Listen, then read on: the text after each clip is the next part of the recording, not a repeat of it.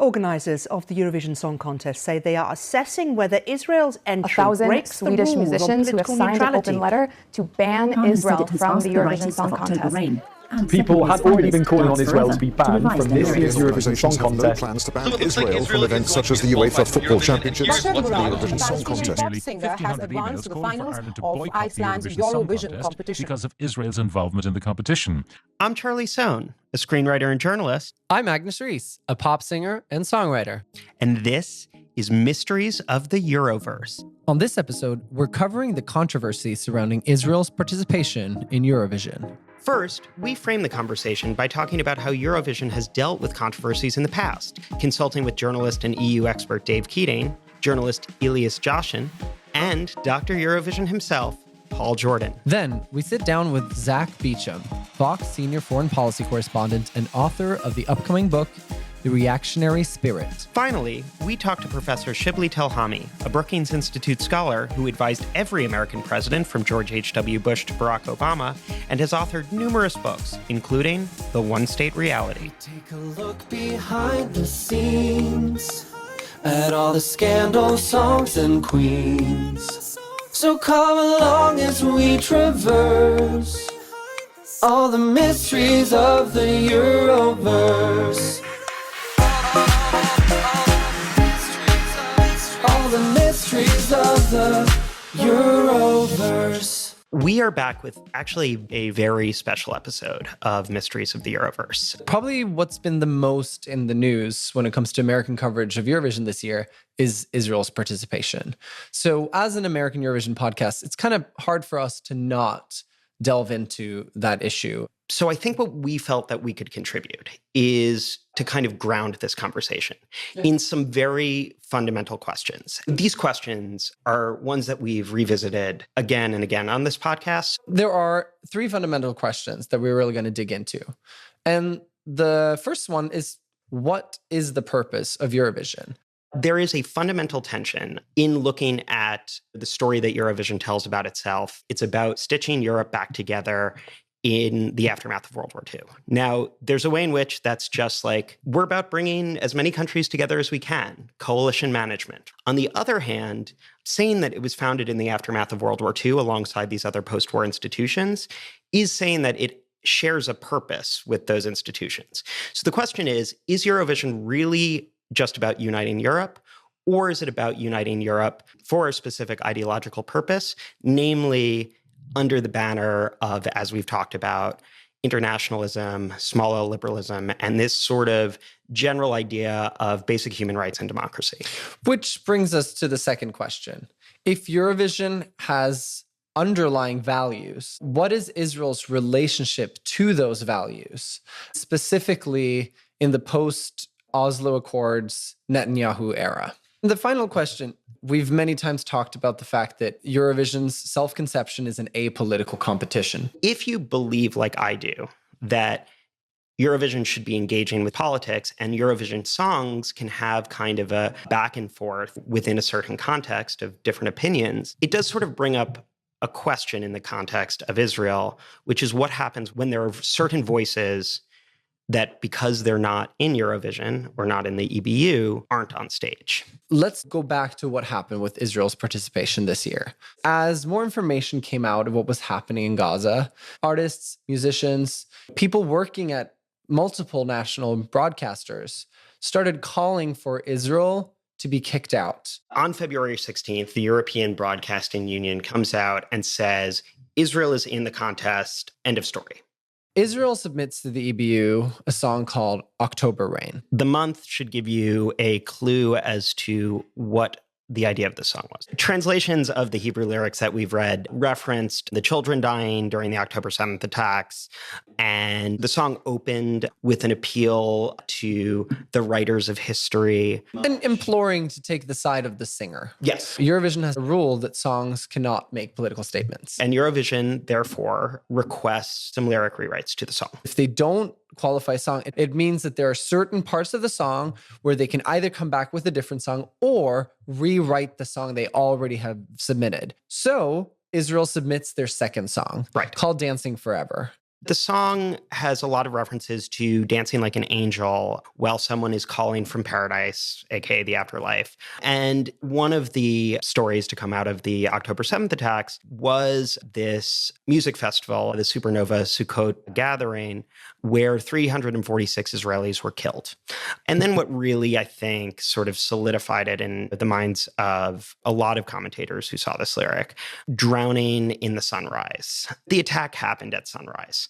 So the EBU has rejected the second song, once again asking for lyric changes. Israel's public broadcaster's response to that is essentially to say take it or leave it, threatening their participation in the contest. Every signal coming out of Eurovision and the EBU was if Israel does not change the lyrics to the song, Israel will not be in Eurovision. The broadcaster just digging in and refusing to change the song was not the end of the story. The president of Israel, right, Isaac Herzog, what was President Herzog's statement? Well, he went out and said that Israel should change the lyrics. His argument was that during a time when Israel's being removed from world stages, they should not essentially remove themselves. It created enough pressure that they eventually decided to change the lyrics of that first song that we mentioned, October Rain.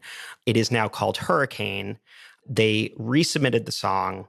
It got approved. They are now in Eurovision. Dancing in the storm, I got nothing to hide. Take it out and leave the world behind. Baby, promise me you'll hold me again. I'm still broken from this hurricane. This hurricane. So we are in an environment of a lot of discord, and we are now about to throw ourselves right into the middle of it.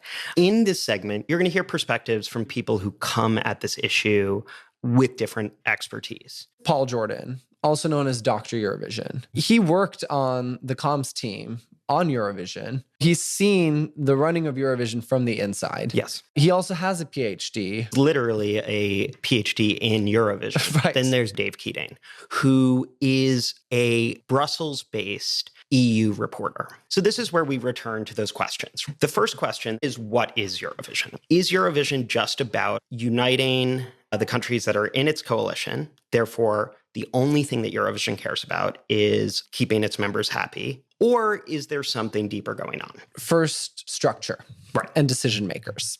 You have the ESC, or the Eurovision Song Contest, and you have the EBU, the European Broadcasting Union, who is the one that puts on the contest. European Broadcasting Union is an association of public broadcasters, right? It's important to point out that being kicked out of the EBU and being kicked out of Eurovision are two separate things. Yes. They can go hand in hand, but they don't necessarily. It's a requirement to be a member of the EBU to participate in Eurovision.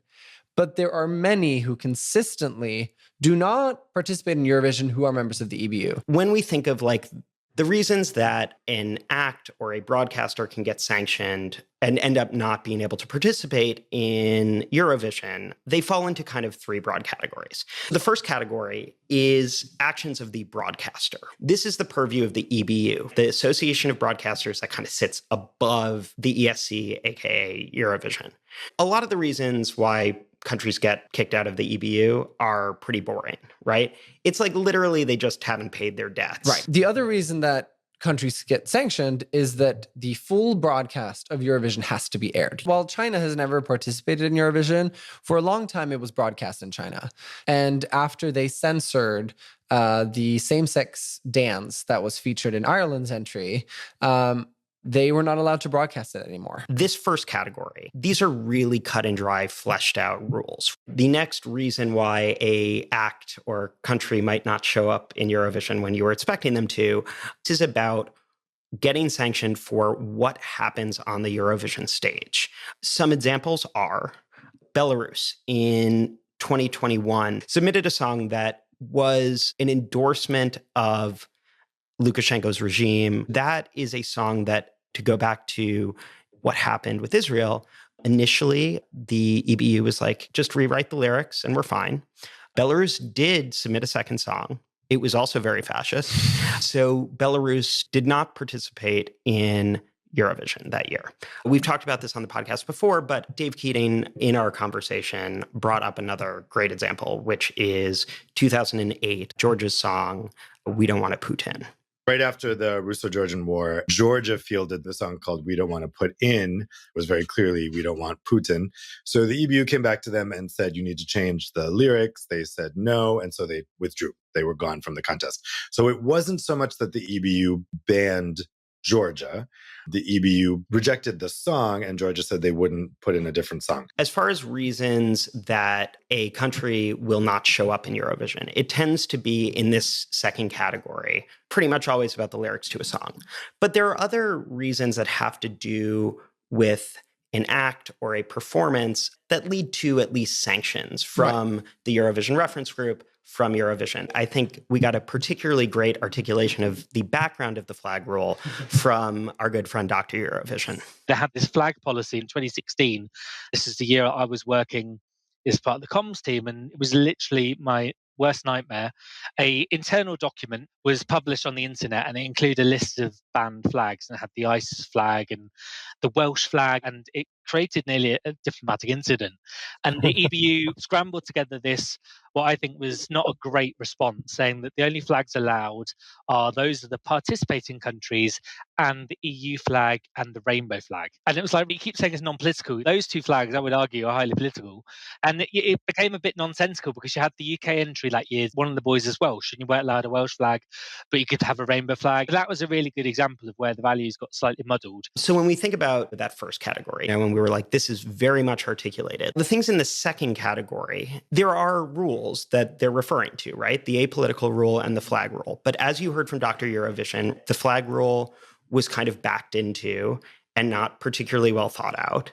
And the apolitical rule is kind of one of those rules that is so broad you could drive a truck through it. So when we get to the third category, this one is tricky because first category, concrete, written down. Yeah. Second category, vague, but written down. Yeah. And the third category has nothing written down whatsoever. So this is when we talk about violations that are not the artist, are not the broadcaster, but the nation. Yes. And while both EBU and Eurovision have set out expectations for their artists, expectations for their broadcasters, there is nothing in the laws that sets expectations for how a country itself and a government operates. Not only is it not written down, officials from the EBU and Eurovision alternately will tell you they don't sanction governments for actions that have nothing to do with Eurovision or the EBU.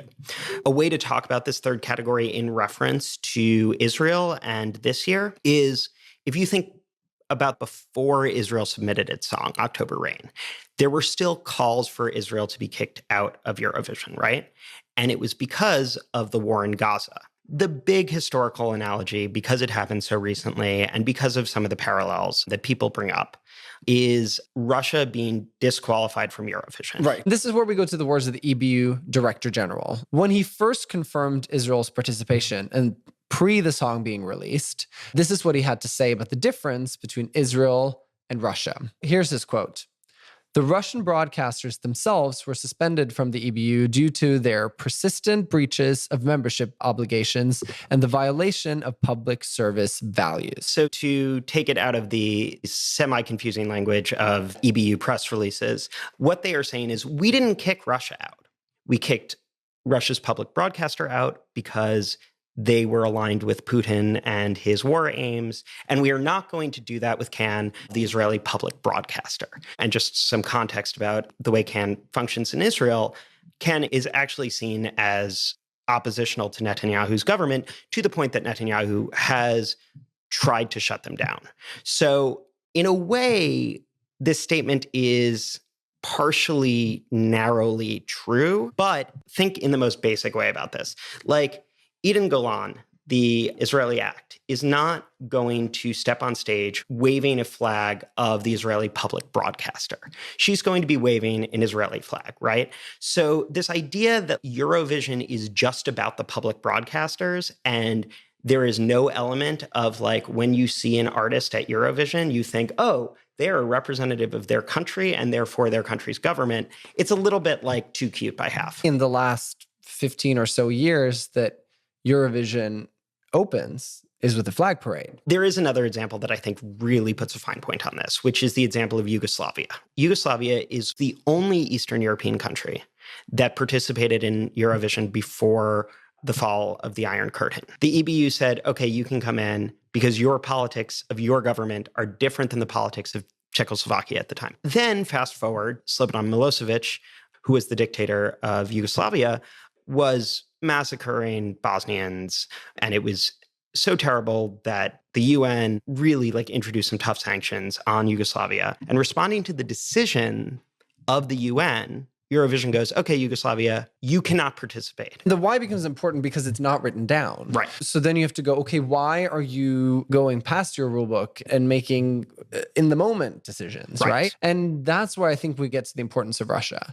It's the flip-flop in the decision. They first double down on their participation, and there's an outcry from their member broadcasters. This is when we turn to that tension in Eurovision's identity that we talked about at the beginning of this episode, right? What is Eurovision? Is it coalition management? Or is there something deeper in the ideology of Eurovision? There's a way that you can go, right, the only reason Russia was barred was because Eurovision didn't want to make its members angry. This is where we get to kind of looking closer in the margins. In the aftermath of the Russia decision, the Eurovision current executive supervisor, Martin Osterdahl, said, when we say we are not political, what we always should stand up for are the basic and ultimate values of democracy. At the point that you're saying, what apolitical means to us is we're pro-democracy, particularly when you oversee a coalition where not all of the countries are democracies, that is a political stance, right? And not only is that a political stance, that indicates that your goal as an organization is not just to keep your members happy. I really do take Martin Osterdahl at his word here. The next fundamental question of the three questions that we're going to be talking about is, what does Israel represent, and how aligned is Israel with whatever that fundamental ideology of Eurovision is? How Israel squares the tension between being universalist with the fact that it is a explicitly Jewish state actually affects how in line it is with these fundamental Eurovision values. The first way that we can talk about Israel having reconciled this tension is this idea of liberal Zionism, which Zack Beauchamp, in our interview with him, does a much better job than I will ever be able to do of going into the details of what liberal Zionism is. But for the purposes of this part of the conversation, I think we can talk about liberal Zionism as the ideology that fits most clearly with these underlying values of Eurovision. In this conception, the part this is a Jewish state is actually fairly minimalist. An important point that Zack makes is that liberal Zionism fundamentally rests on this idea of there being a Palestinian state as well.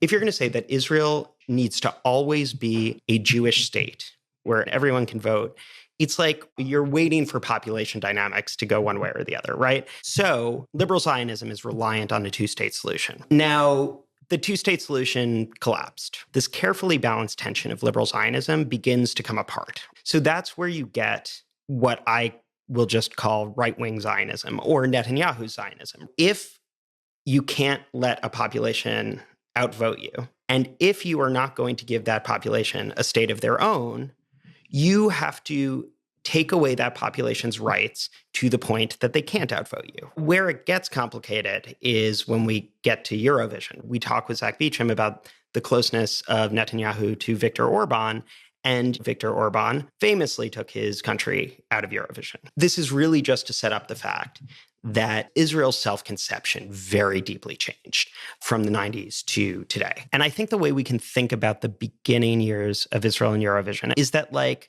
the way Eurovision viewed Israel and the way Israel viewed itself, they all felt like they were on the same page. Many people might be surprised when they hear how early Israel joined Eurovision. Yes. I mean, 1973. In 1978, they win the competition, and then again the following year. Something that not a lot of countries have been able to achieve. Right, so they were 2 in a row. Yeah, so they were really being celebrated by Eurovision. And if we're going to talk about diversity, inclusion. I mean, you look at someone we talked about a lot on this podcast, Dana International, in 1998, an openly trans contestant wins the competition. Netanyahu's long reign as prime minister, really began in 2009. Speaking specifically about Eurovision, you can see this country, Israel, that had 2 wins very shortly after entering the contest, very clearly celebrated in some way by the Eurovision community, goes through a drought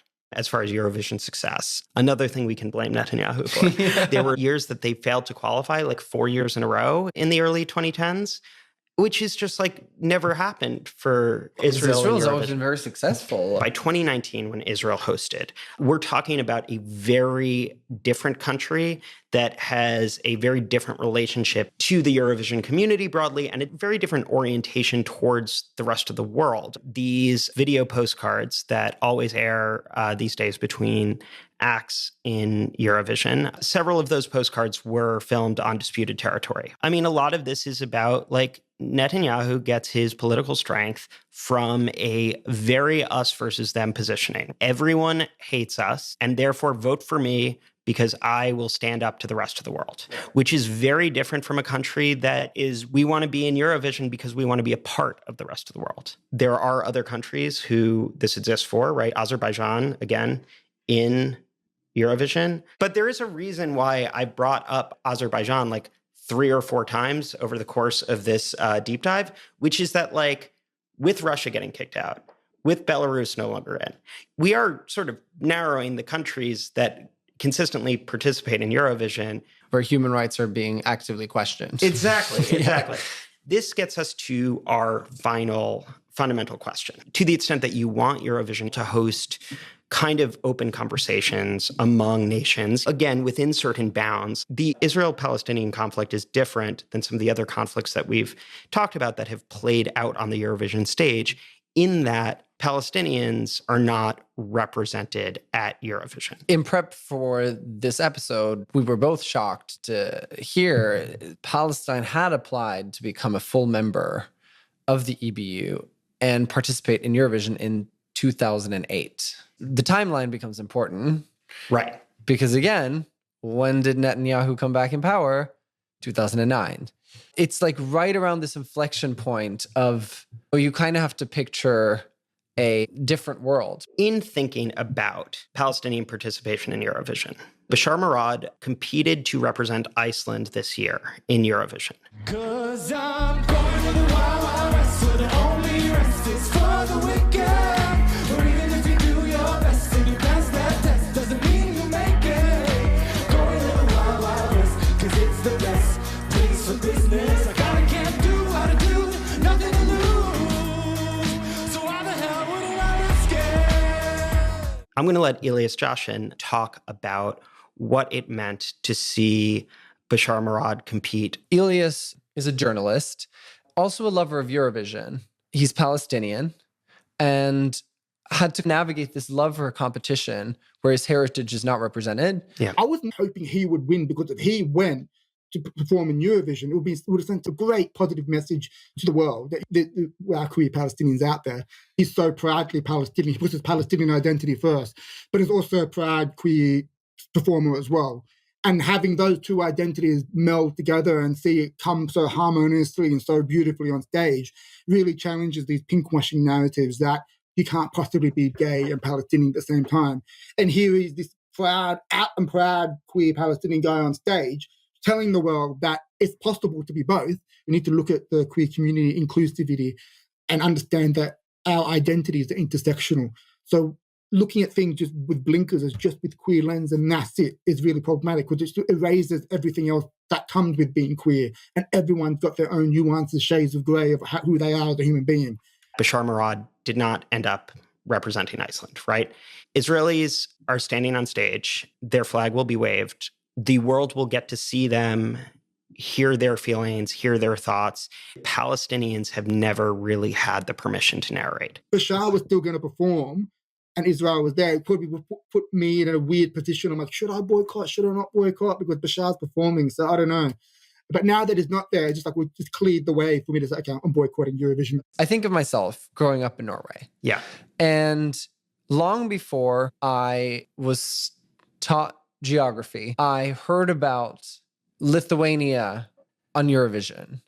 I heard about Bosnia and Herzegovina, and I'm getting a sense of people who are the face and feelings and emotions of that country. Going back to where we are now, is the problem that the Israeli voice is there, or is the problem that the Palestinian voice isn't? When you put someone in their full humanity on stage, when you let someone tell their own story on stage, when you let a nation tell its own story on stage, that's definitionally what soft power is. Picturing myself watching Eurovision and getting to October Rain does make me uncomfortable. Yes, 100%. But even thinking of October Rain, where Bashar is representing Iceland, I already feel better. Standing on the Eurovision stage implicates multiple different things.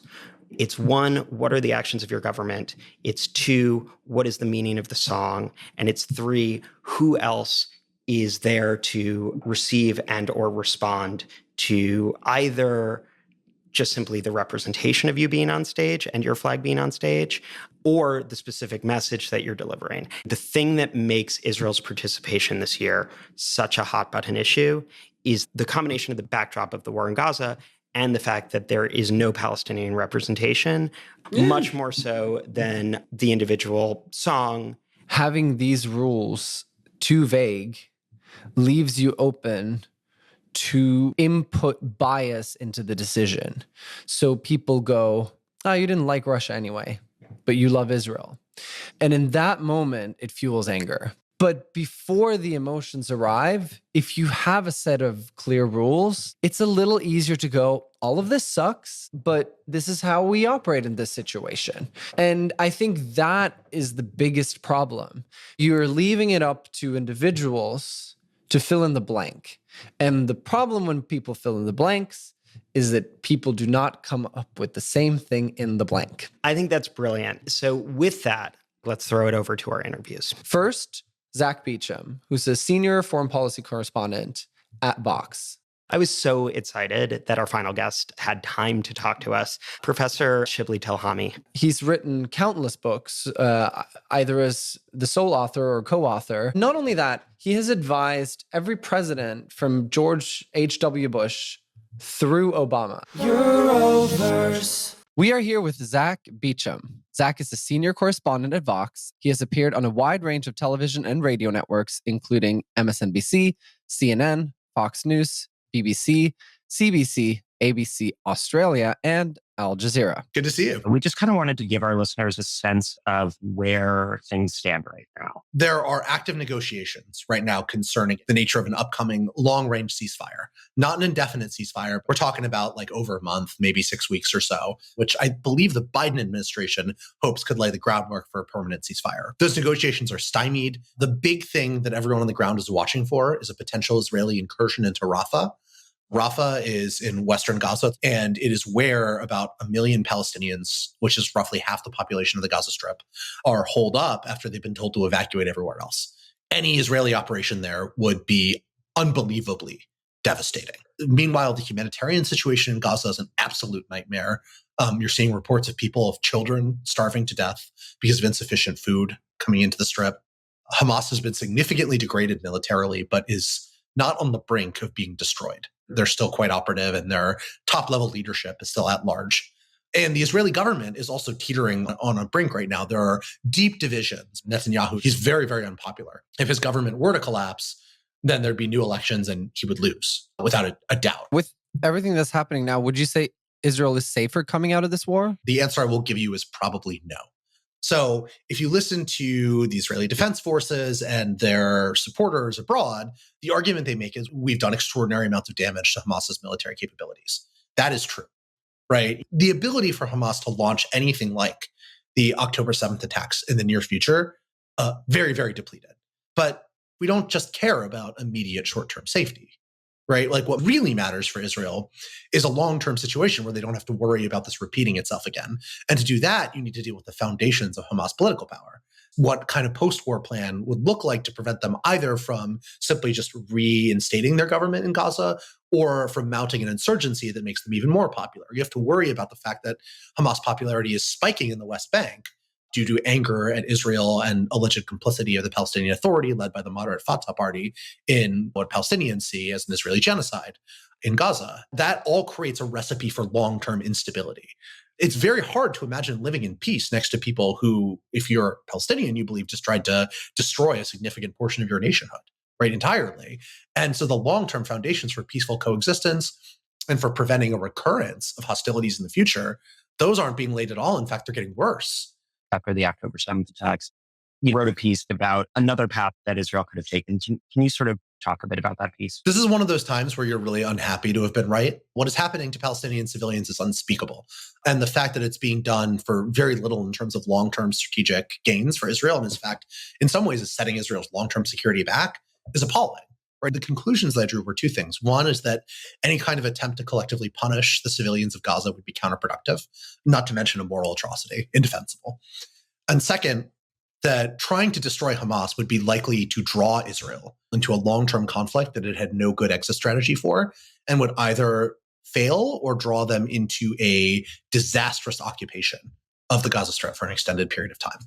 And right now, both of those outcomes are looking as likely as they did then. The post-war plan, it's not really a plan, but that was unveiled by Prime Minister Benjamin Netanyahu recently, basically is a recipe for a long-term Israeli occupation of the Gaza Strip, which, if you remember anything about recent military occupations of countries by hostile invading forces, that doesn't tend to work out very well. There are two ways that occupying powers win when they fight insurgencies. Either they turn the population against them, or they just kill people indiscriminately until everyone is too afraid to fight back. And one of those is impossible, and the other one is a moral atrocity on a scale that's unimaginable. And I don't think even Israel, and sort of the pain and the hurt and the anger and the terror that Israeli civilians feel after October 7th, I don't think they could even countenance the scale of killing that would be necessary to do that kind of counterinsurgency. That's saying a lot given what's happening right now. So I'm trying to outline how much worse it could get. There was an alternative, I argued at the time, that Israel could attempt to engage in a targeted counterterrorism operation designed to accomplish short-term security, to degrade Hamas significantly, maybe kill and capture some of the leaders responsible for what happened, while at the same time negotiating to bring its hostages back and to lay the groundwork for a long-term peaceful solution by taking steps towards improving the lot of Palestinians in the West Bank in particular. They have not done that, right? But a different government still could.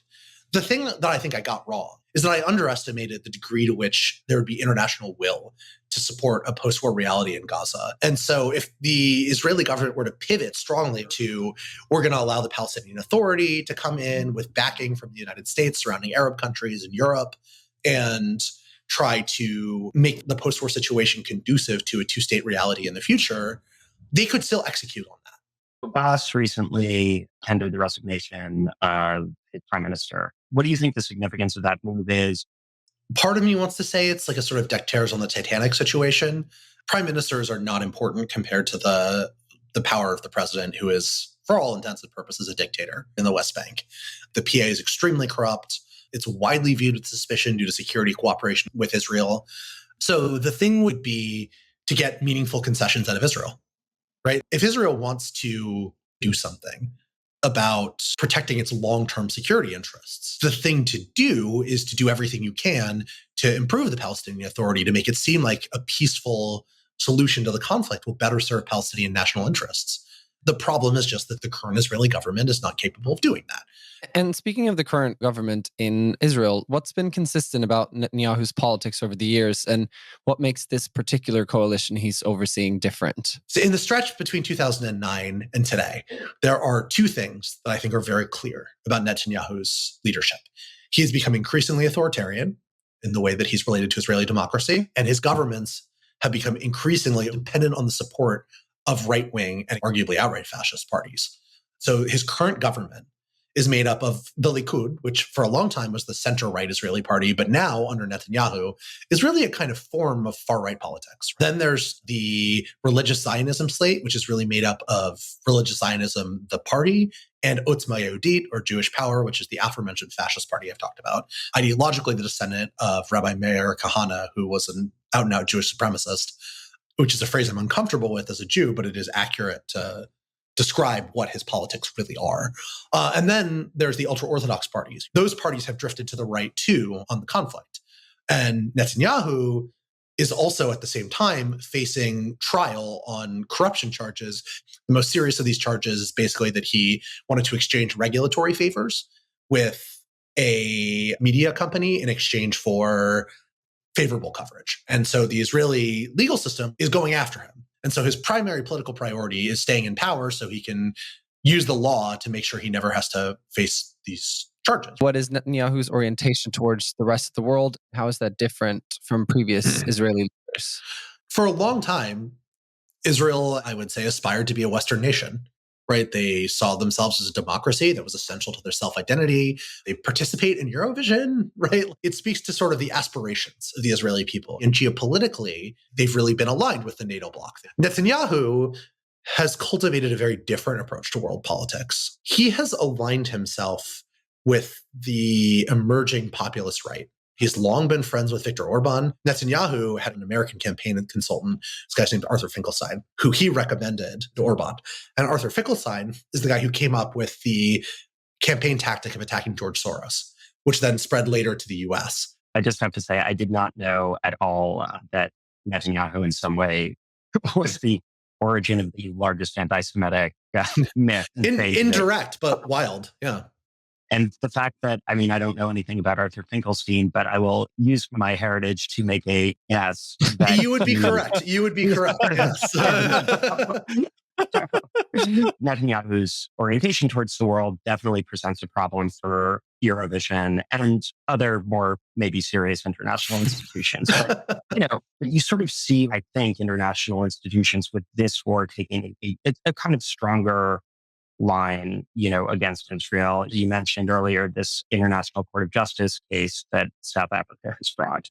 I think when I first heard about this, I thought this is really just going to cause Israelis to retreat further from this sort of internationalist project. But you also mentioned Aharon Barak earlier and his selection as a sort of ad hoc judge at the ICJ. Obviously, Netanyahu's government doesn't love Aharon Barak. No, the opposite. They villainize him constantly. Yeah, so it's like, it felt like taking the charge seriously at the ICJ. I guess, can you talk about these international institutions that constantly find themselves torn between, I guess, the sort of hug Bibi strategy and the sanction Israel? Do you see anything as being effective with this current government? It's very, very difficult, right? The only actor, I think, with significant leverage is the United States, because Israel depends so much on American military aid and diplomatic aid. And also politically, Joe Biden is incredibly popular in Israel. Biden personally, just going and speaking to Israelis would have a tremendous amount of leverage over Netanyahu. She's chosen not to do for reasons that kind of baffle me, honestly. I don't know what they're thinking. Yeah. But I want to talk about it not necessarily from the point of view of what is likely to change Israeli behavior, but what are the obligations of these international organizations? I was talking about this when I told my wife this morning I was going to do a Eurovision podcast. She's a sports scholar by training, so she thinks about this through the lens of the Olympics. Well, in the Olympics case, a lot of the claim that I think is morally defensible is that there's a hypocrisy element. Right? If China is allowed to participate, why does Israel get singled out? But in the context of Eurovision, she pointed out, I want to credit her for all of this because it's her smart thoughts, not mine. Yeah. Does Eurovision have a different set of moral responsibilities than, say, the IOC when it comes to permitting countries that are committing clear atrocities, which I think Israel is? And more broadly, do you think about it through the lens of what extent are you participating in a long-range movement to protect and defend the liberal international order as we understand it, one that takes human rights claims seriously regardless of who the victims are? And I think that's a very potent challenge. Part of the reason I'm here, right, is that I love Eurovision from my time living in Europe. I have a strong, just as somebody who is Jewish, right, a strong sense of pride when Israel won a few years ago, for all of the problems I have with the Israeli state, for all I don't identify with leadership and oppose them and constantly write critical articles about them, there's something very meaningful to me about their ability to have accomplishments then that speak to a sense of pride in Jews being counted among the nations. And so it makes me loath to say Israel should be kicked out of Eurovision, or there should even be a conversation about it. But at the same time, I mean, what they're doing to Palestinians is totally unconscionable. absolutely indefensible the way that the war is being prosecuted right now. I do believe strongly that Israel has a strong rationale to exist on the grounds of being a place to protect Jews internationally. And the spate of anti-Semitism that we've seen internationally after the October 7th attacks prove that, right? It's a profoundly difficult way of emotionally identifying, where I have family there, I care about their welfare, but I also know Palestinians there, and I care about what happens to them too, even though they're not my blood relations, right? They're human beings who are moral equals to all the Jews living in Israel. So how to balance my sociocultural and ideological affection for the idea of a Jewish state with the reality of one that has in so many ways violated other people's rights while claiming to defend mine and not really doing so. West Bank settlement doesn't help me at all, right? If anything, it makes me more vulnerable. I'm implicated and affected by these policies. I realize I'm just laying out a series of different complicating factors that explain why it's so hard to be somebody who cares about both universal and moral values and the safety and security of specific people. You're kind of a great person to talk to on this also because of your expertise in Hungary and this idea of what's going on in Israel and the corollaries to Orban's Hungary, particularly in how those two countries occupy space on the international stage these days. Well, for more of this comparison, you should read my forthcoming book, The Reactionary Spirit, which is all about comparisons of cross-national authoritarianism in what were previously stable democracies. There's chapters on Israel and Hungary. A pre-order link? Yes, I'll send it to you. But look, I think the EU has been unconscionably late on Hungary. And now recently it started taking real action, right? The suspension of EU funding for Hungary is a significant blow to the Orban regime on something they should have done a long time ago. That's the kind of pressure that can be brought to bear by linkage to other countries, right? Being part of the European Union makes Hungary dependent on other EU countries in a lot of different ways and gives them significant forms of leverage over Hungary. Israel, not part of the European Union, doesn't have those same kind of interconnections. There are cultural ties and some economic ties that could potentially be levers. But again, right, the real stick here, like the EU is for Hungary, is the United States, right? What they can't deal with is a severing of the relationship with the United States, because that could make the international institutions much more powerful, right? If the US stops vetoing resolutions in the UN Security Council, that creates huge problems for Israel. Moving a little bit to this piece you wrote about liberal Zionism, there does seem to be this inherent tension in liberal Zionism. We're talking about the idea of a liberal state and the idea of a state that in some way is elevating one religion or group.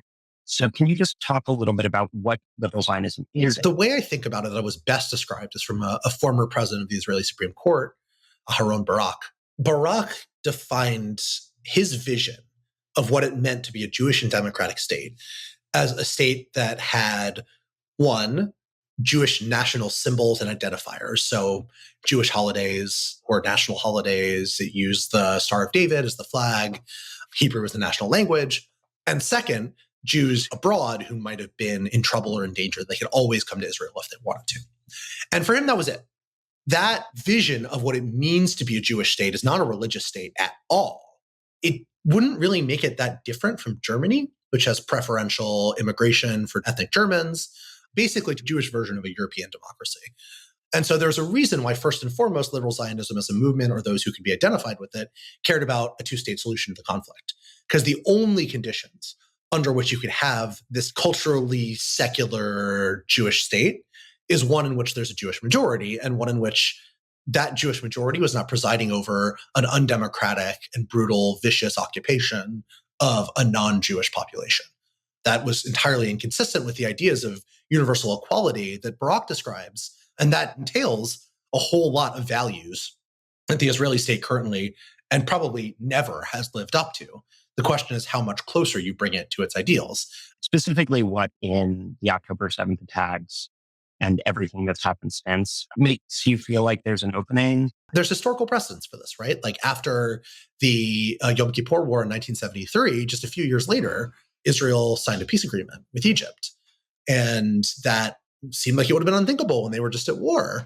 The second thing is that the left has an incredibly strong case that the far right is responsible for what happened on October 7th, right? Because so much of the Israeli military, the active duty military, was deployed in the West Bank trying to deal with problems created by extremist settlers who often require Israeli military protection. Oftentimes the military assists them in going on violent rampages. That meant that the actual security interests of most Israelis, right, not to be invaded and massacred, were being neglected. It's bizarrely easy to forget, but for the most of 2023, Israel had the largest protest in its history against Netanyahu's attempt to subordinate the judiciary. And so the challenge for the peace camp is to create linkages between this domestic concern and the Palestinian policy of the Netanyahu government. There are some quiet indicators in the polls that Israelis are shifting in a liberal direction, right? There's a poll that showed the Israeli public turning against what's called the nation-state law, which is the equivalent of a constitutional amendment defining Israel as the nation-state of the Jewish people. In actuality, it, for a variety of reasons, slots Palestinian citizens of Israel, or Arab Israelis, depending on whose terminology you like, into a second-class citizenship, right? One with formally weaker access to the state's legal institutions. And people have turned against it. They've developed a sense that Israeli Arabs, Palestinian citizens of Israel, again, the terminology is loaded, like whichever term you prefer, have participated in dealing with the humanitarian crisis created by October 7th, have been part of the same polity that was attacked, and a real sense of egalitarian nationhood inside Israel has been strengthened. This has been a great conversation, and thank you so much. Euroverse. We are here with Shibley Telhami. He is a professor for peace and development at the University of Maryland, a non-resident senior fellow with the Center for Middle East Policy at Brookings. He is the author and editor of numerous books, including The One-State Reality, What is Israel-Palestine? He has also advised every U.S. administration from George H.W. Bush to Barack Obama. Welcome, Shibley. My pleasure. Can you, for our listeners, just give us a description of the one-state reality that exists on the ground right now and how and why it came to be? I've been writing about these issues for decades and obviously advised governments on these issues. I was a supporter of two states before it was even popular. I led what we call track two diplomacy, where you're bringing people behind the scenes to bring them together to make peace, particularly Israelis and Palestinians, before they had official dialogues. I thought the two-state solution could bring fairness, if not justice, to both Israelis and Palestinians, fulfillment of aspirations. And I still think if it were to be offered on the table today, I would say to Israelis and Palestinians, jump on it, take it. It could be good for both. The problem is that after the collapse of negotiations in 2000 between Israel and the Palestinians, we kept saying you only have a year or two before it would be no longer possible to have two states. And then 5 years went by. We still kept saying it's 5 minutes to midnight. And then 5 more years, and we'd say 5 minutes to midnight. And you wake up one morning and you look at the situation on the ground and you say, I don't think it's possible anymore. People keep promising a two-state solution, and they use it often with good intentions, but sometimes merely as a smoke screen to cover up a reality that is painful. By the time the book came out last year, there had been 56 years of occupation of the Palestinian territories that were occupied by Israel in 1967. Now, as you know, occupation is supposed to be a temporary state of affairs. More than a half a century is a lifetime for most people. You've had the expansion of Israeli settlements in the West Bank to the point where it became really hard to imagine a contiguous Palestinian state. It was, in essence, a one-state reality. If you reach a one-state reality conclusion, then you have to ask the question, what kind of state is that reality? And it obviously is a deeply unjust state. Now, of course, if we were looking at Israel in its pre-1967 borders, without the West Bank and Gaza, one would not call that an apartheid state. Yes, Palestinian citizens of Israel, the 20%, of course, are unequal. They're both structural, even legal discrimination against them. But that's not apartheid. It's inequality. It's not different from many others around the world. But if you look at the relationship between the state and the West Bank, or the state and Gaza, and you consider it one state, then it's very hard to reach the conclusion that it's not at least like apartheid. We now have in the Israeli government Ben Gvir and Smotrich, who very obviously envision a supremacy state where the Palestinians either accept the fact that there will be non-citizens under Israeli control forever or else leave. And you put yourself in the position of the Palestinians, then you can see how much despair there was long before October 7th. Another article I wrote in the spring of last year was that despair was explosive, in part because the Biden administration was initially seen in hopeful terms by the Palestinians.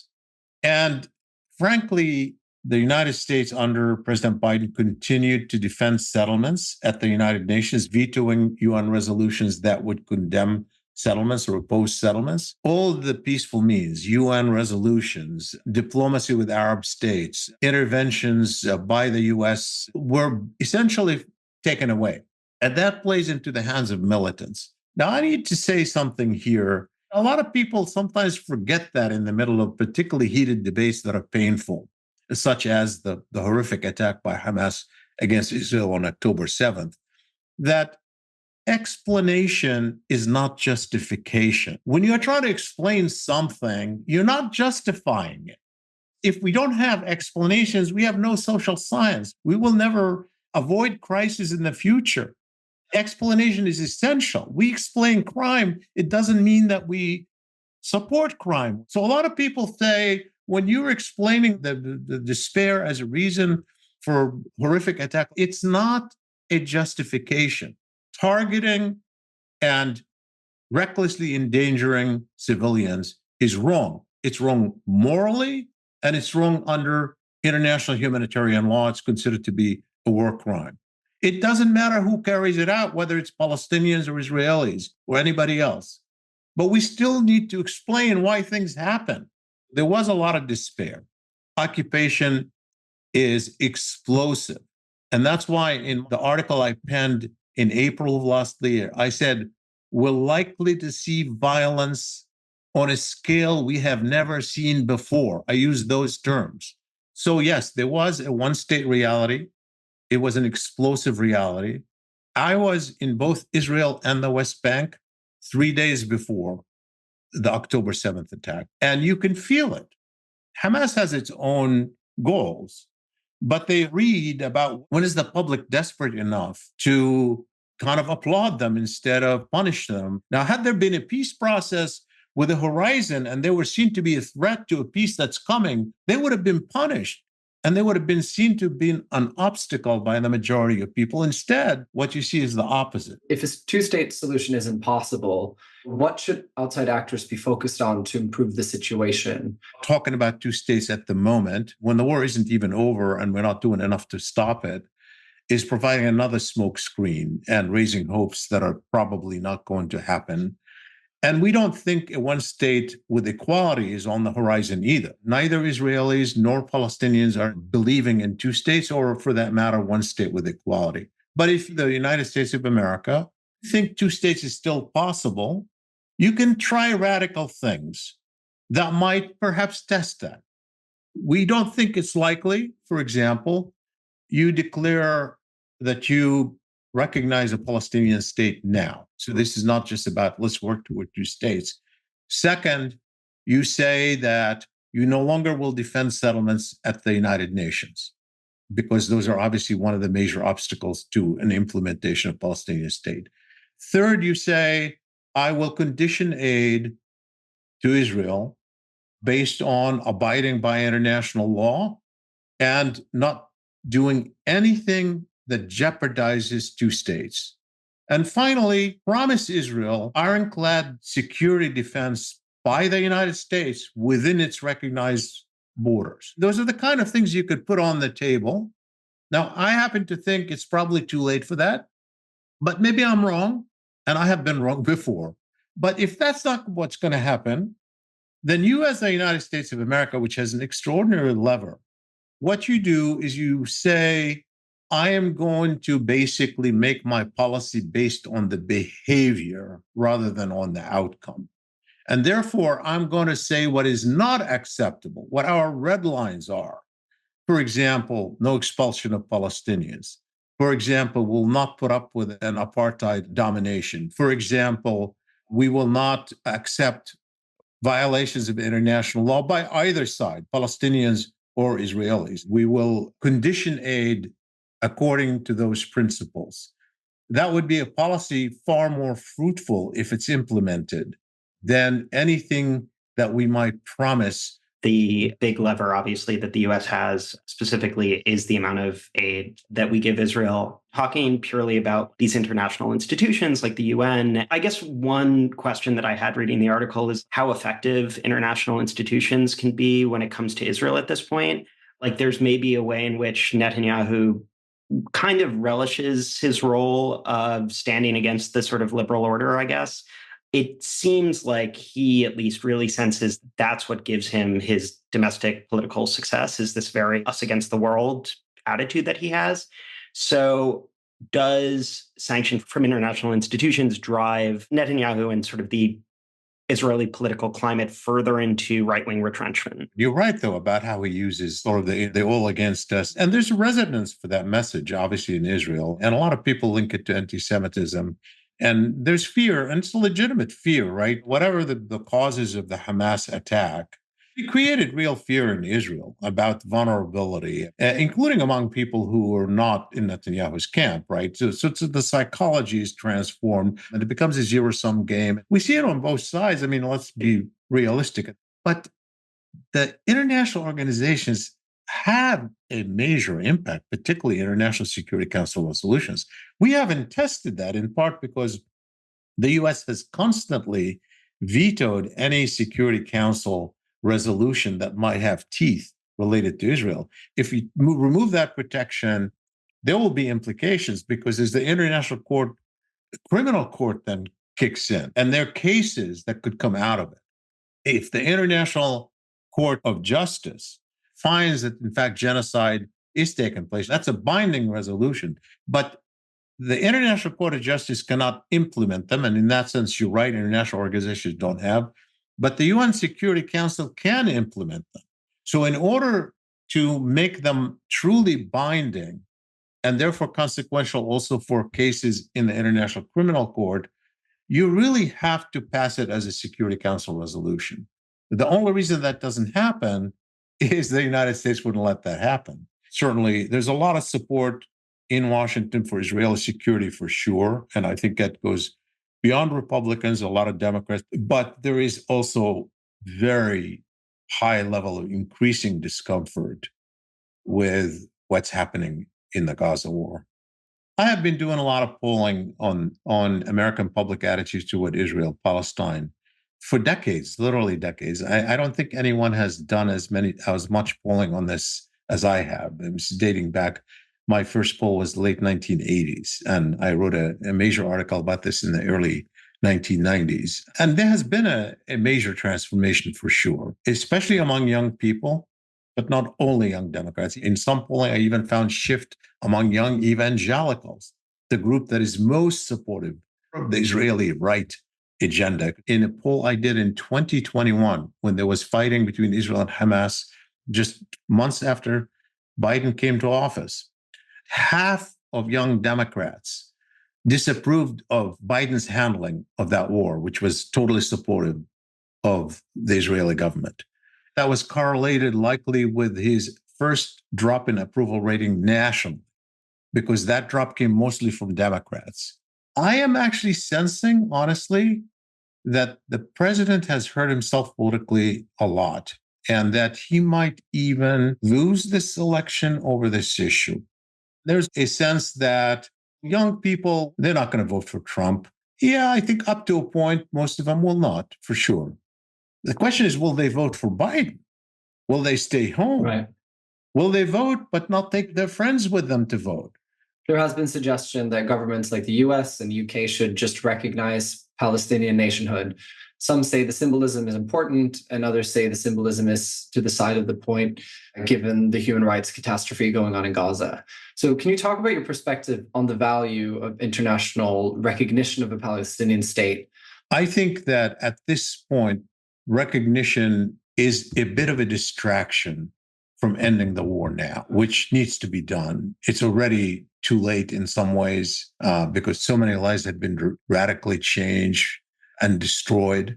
We're on the verge of famine. Many more could die of hunger. So I think all our efforts should go entirely into ending this war.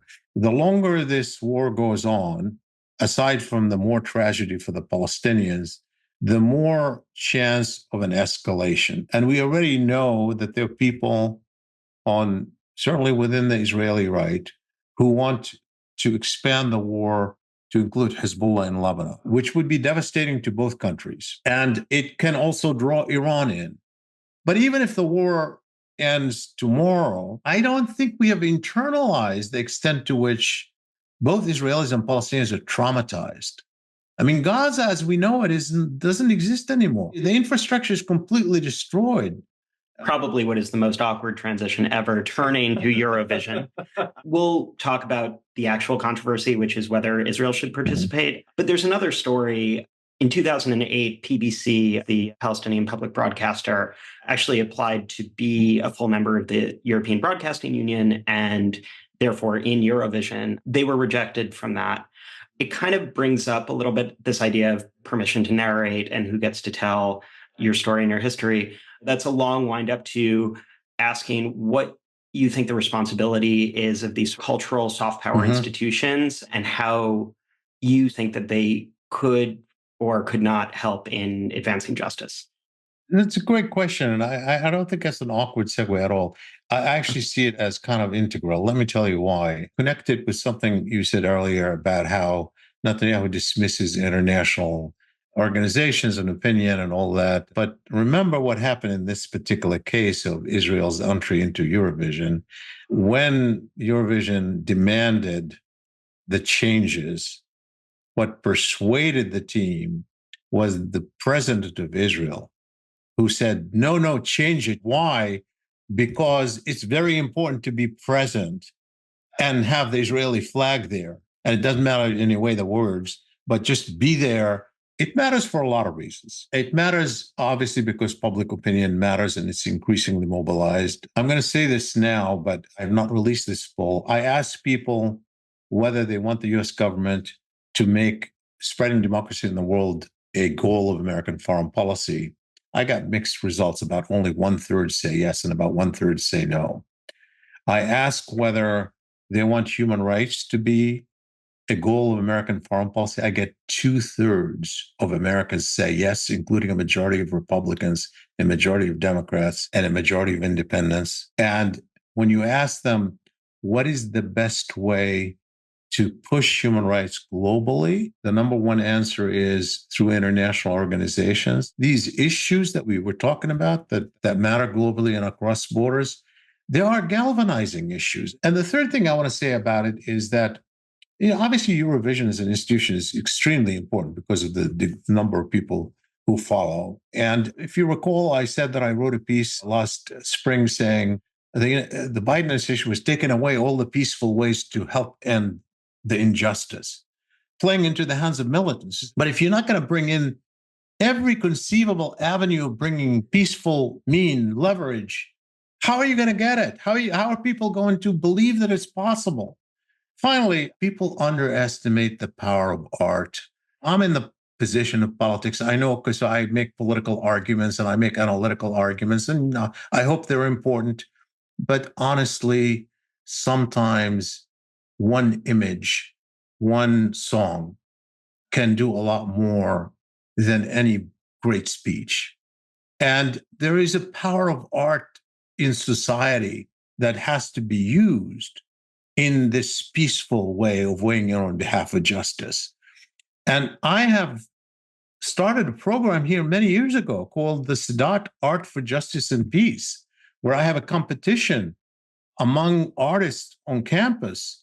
This year, it's on freedom of speech, using Frederick Douglass's statement that violating freedom of speech is really violating the rights of both the speaker and the hearer. What comes out of it is incredibly important. It's incredibly powerful. It's incredibly influential because artists, they're also social critics. We all think about the same issues. It's not just for the experts, not just for the politicians, not just for the academics or the social scientists. We're all part of the same society. We're all dealing with the same issues. We all have the same pain. We all have our voices. And I think that, yes, of course, Eurovision is something important. And what comes out is important. And yes, it should weigh in on behalf of human rights and justice around the world. I think that's the perfect place to end. Yeah. Professor Telhami, this has been incredible. Thank you so much. My pleasure. Thanks for having me. Euroverse. I really want to thank our guests for helping us navigate something that is not an easy subject, but I think is an important subject to be able to talk about. Also to say that we're getting a lot less political next week. So next week, as we approach Eurovision 2024 in Malmö on the 50th anniversary of ABBA's win, we are going to talk about Swedish takeover of global pop music. And we're going to tell that story through Swedish success at Eurovision, starting with ABBA. If it wasn't for Eurovision, we wouldn't even have Hit Me Baby One More Time. It's going to be a really fantastic episode. This is like the main music story, I think, of the past 40, 50 years. But you're really going to want to tune into this because one of our guests is Deborah Ann Woll, who starred in True Blood and Netflix's Daredevil. She stops by to play a game called Oh So Swede. One of my favorite Swedes was her co-star on True Blood, Alexander Skarsgård. And the thing is, here's my little anecdote on True Blood before we wrap up, is that I found it really funny that when the vampires were secretly speaking in tongues, it was Swedish. It was very clear that Alexander had to teach some of them Swedish because some of them were not native speakers. Well, you know what's actually interesting? Season 3 of True Blood, they actually removed the language rule, so then everything was in English. We hope you return to listen to all the Swedish fun that we have coming up for you. Stay super Swede. And until then, happy Eurovision.